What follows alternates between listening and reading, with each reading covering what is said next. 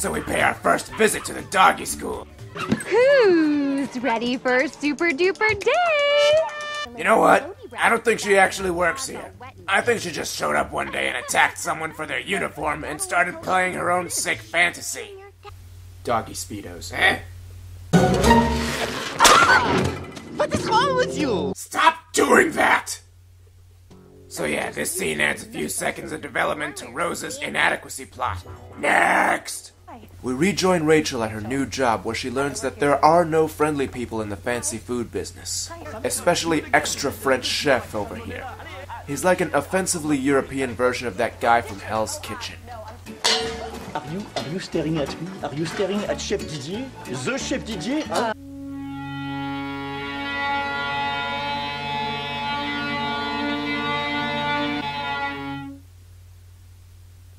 Well, that was anticlimactic. Well, anyway, we next join Sam at his new job and meet his new assistant, Lester. He's fat, lazy, stupid, and I hate him. Better start digging. Ooh, I would love to, but I can't. Carpal tunnel? You have carpal tunnel syndrome? No, thank goodness. Have you had it? No. It's bad. You do not want to get it. Don't get caught in the tunnel. The carpal tunnel. Seriously? We've all heard the lame excuse, right? Oh, it's a kid's movie, so nothing matters. Well, I listened to this guy, and I don't have any idea what kids would find funny about anything he's saying. These sound like bad grown-up jokes that would just confuse kids, so the old excuse doesn't even begin to hold up. Even all of those terrible, unfunny Nickelodeon Disney sitcoms had characters mugging for the camera in their attempt at childish humor. This one fails even at that. We will now hit the "You Failed" button. Whenever this guy shows up again, this will happen. New subplot. What is the freaking deal with this movie? Poppy notices Oscar not teaching the pups and follows him to a strange gate where he meets a mute stray named Arnie. Oscar seems annoyingly reluctant to talk about it. Whoa, wait, was that Jenny? That was Jenny. No, that wasn't Jenny. That person was Jenny. I know Jenny. Then who was it? Shut up! That was Jenny! Rocket launcher! Yeah, okay, right. Listen, I'm gonna get back to work. I suggest you do the same. Why? Why not take the 2 seconds to at least examine the door? It's right friggin' there! What is wrong? Husky, did you blow a fuse? I'm sorry. But before this movie can finally decide on a plot, subplot number Who Gives a Crap comes back and Mr. Lopez, I mean Poppy, officially promises Rosa a quinceañera all her own. Then this happens. That's better. Let's just hope it lasts this time. So Chloe calls in a party planner for the quince, and wouldn't you know it, it's Gay Pug, still voiced by SpongeBob from the last 2 movies. I see we can't afford to get too mad at anything, or else Husky's blown fuse will short out our transformation. I'm sorry, don't judge me! Anyway, the sad, tasteless, pathetic, overly child-protective, butt-faced drones who call themselves fans of this movie apparently demanded more Gay Pug because he plays an actual part in this movie. We're aware that the character has a name, but he's basically just a stereotype, so he doesn't deserve one. And now, speaking of things that we don't deserve, here's another subplot.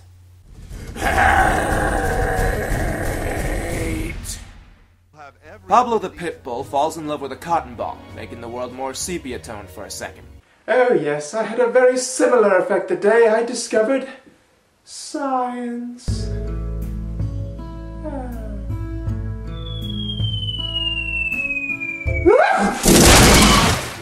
It turns out that the talking Q-tip is horribly prissy, and Pablo flashes his pearly whites again.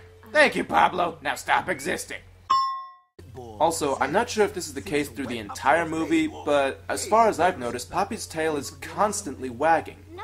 This is typically associated with a dog being content. However, this happens during scenes when Poppy's supposed to be depressed and moody. So the animals are terrible actors. What'd you expect? A camera angle that would hide this particular flaw? Well, the movie was made by monkeys. What'd you expect?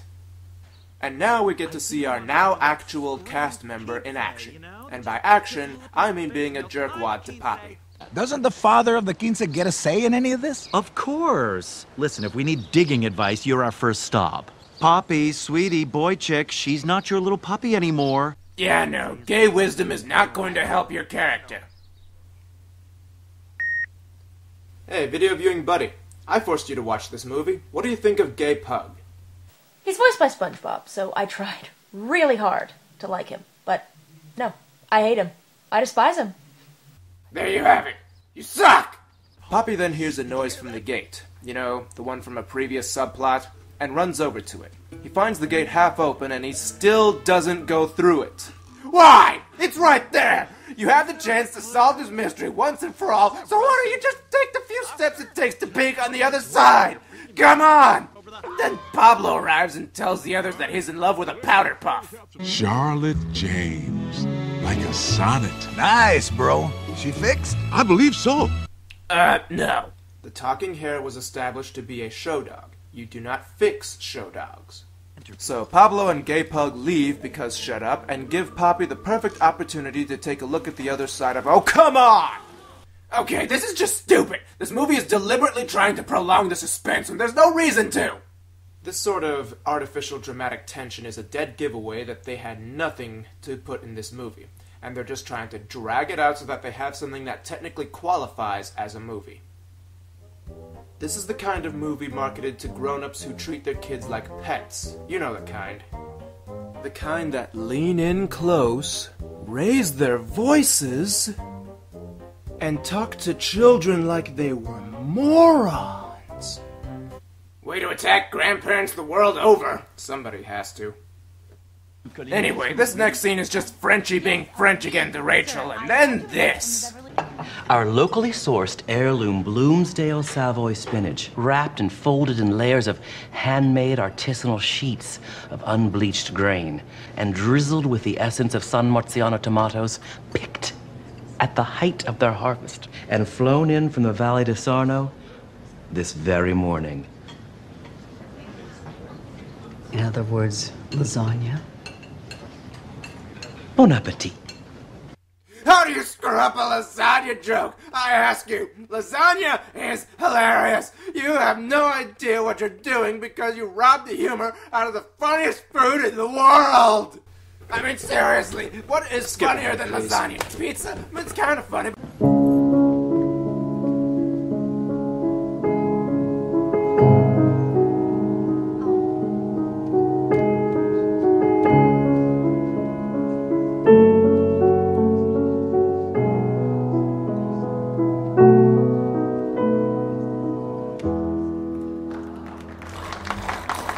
Let's give it up for padding, ladies and gentlemen. Bob Marley and me! Cha-cha! What? Are we under attack? Oh, it's just the movie. This scene is 5 minutes long, but it feels like an eternity. Some bad dog pun bands show up and Poppy doesn't like it. Rinse and repeat. Then, oh look, it's those freaking mariachis from the beginning of the movie. I am el Señor Diego Arroyo Montoya de Marengo. This is Humberto Juan Carlos Gutierrez de Núñez. And that's Phil. Sup? Hi, Phil. Admittedly, they're better than the other acts before them, but they're nothing special, or plot significant. In fact, I have no idea why we're spending so much time on this part when it doesn't ultimately amount to anything in this movie. So, Poppy follows Oscar, which leads to nothing, and then we finally see what's going on behind the door. Turns out Jenny isn't exactly on the up and up, and she's selling corporate secrets to the hotel's rival, the Montague. But when Poppy tries to tell someone about it, he picks these morons, and then... I overheard Jenny talking about Chloe. Sweetie, everybody's talking about Chloe. He chooses stupid things to say, which tells them nothing. And then he drops the plot-important discovery to learn how to walk forward and backward while wearing frills. What follows is Poppy being an idiot in a desperate attempt to draw out dramatic tension and keep the movie going. Poor Poppy. Trouble in paradise. I can't see anything! Everything's green! Ah! You know what? I like Phil. He entertains me. Or maybe the rest of this movie has just lowered my standards to the point where I'd find lint funny. Let's try it! We are amused. So, don't wear humiliating swimmies. What? I'm not saying don't wear swimmies. I'm saying don't let them humiliate you. Aha! Here's the obligatory life lesson in this movie. You know, little lines they sprinkle in here and there to make it seem like the movie has a point, when really there's nothing but fortune cookie garbage with no properly explained application. They just slap it on there and people are like, oh, how uplifting and educational! I'm gonna throw my money at it so they can keep making this stupid crap! And so Poppy finally catches Jenny in the act of sabotage, but still no one believes him because the plot says they shouldn't. Pedro's plot point returns and leads to Jack, and it sounds like I'm just giving my final wrap-up right now. It's this movie! Nothing matters! We can't even tell what's supposed to be the main storyline! Well, you know what?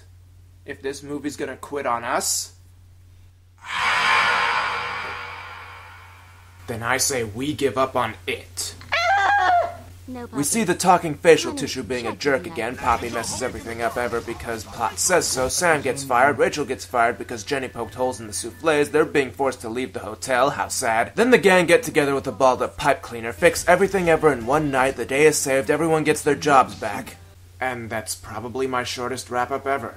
The end! Well, what can I really say about this movie? Of course it was bad. Is anyone really surprised about this?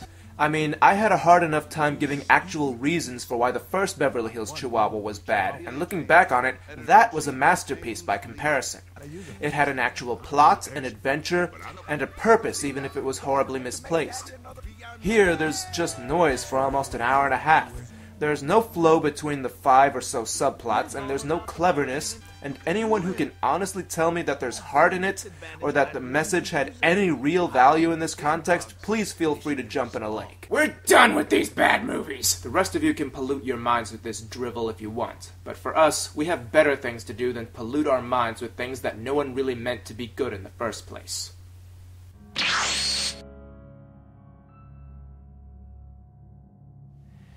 You know, there are only about 2 people on this planet that know I'm actually still alive. And you found me, well, without even asking around. Either you're the greatest detective in the world, or I'm just not hiding very well. I'd say both of those answers are incorrect. But enough idle chit-chat. I promised you everything on the Crusaders, right here. Satisfied? Good. Now, about this weapon.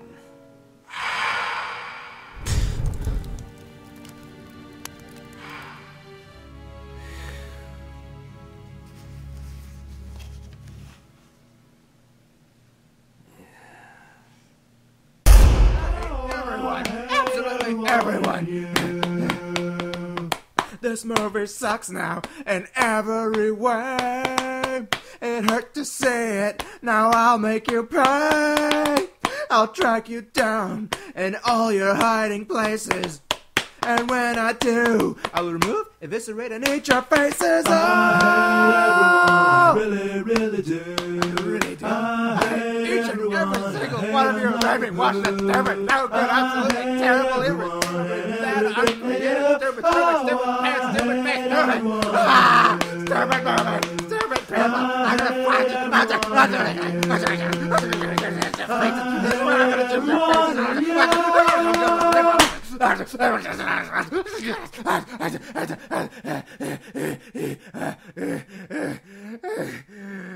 I hate all of you. Especially you, Steve. Don't get caught in the tunnel. The carpal tunnel.